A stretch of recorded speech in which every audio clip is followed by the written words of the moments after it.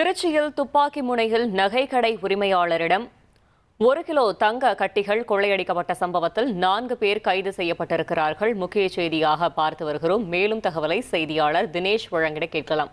தினேஷ் வணக்கம். இந்த கொள்ளை சம்பவம் தொடர்பான முழு தகவலையும் சொல்லுங்க. வணக்கம்.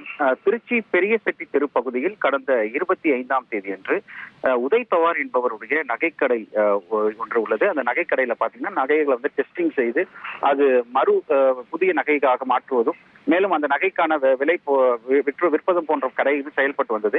இந்த கடையில அன்றைய தினம் பார்த்தோம்னால் திடீரென உள்ளே புகுந்த மர்ம நபர்கள் துப்பாக்கி முனையில் அந்த உதய் பவாரை கட்டி போட்டு அவருடைய வாயில் செலோ டேப்பிலை போட்டு அந்த நகைக்கடையில் இருந்த 1 கிலோ மதிப்பிலான தங்க நகை கட்டிகளை திருடி சென்றனர்.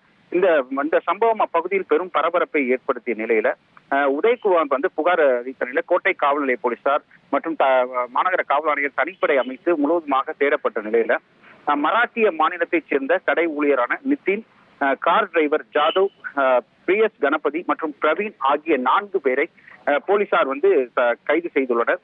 முழுவதுமாக இந்த தனிப்படையானது மகாராஷ்டிரா மாநிலம், புனே போன்ற பல்வேறு மாநிலங்கள் அங்க ஊர்களுக்கு சென்று முழுவதுமாக தேடுதல் வேட்டை நடைபெற்று தற்போது அவர்களை கைது செய்திருப்பதாக தகவல் வெளியாகியிருக்கிறது.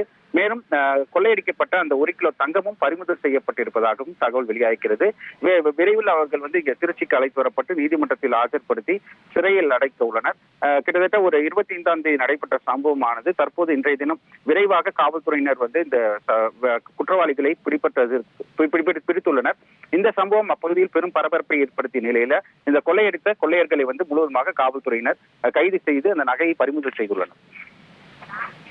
தகவல்களுக்கு நன்றி தினேஷ். இனி செல்லும் இடமெல்லாம் செய்தி. தந்தி டிவியின் வாட்ஸ்அப் சேனலை ஃபாலோ பண்ணினா செல்ல இருக்கும் இடமெல்லாம் செய்தி. இதோ QR கோட் இப்பவே ஸ்கேன் பண்ணுங்க, ஃபாலோ பண்ணுங்க.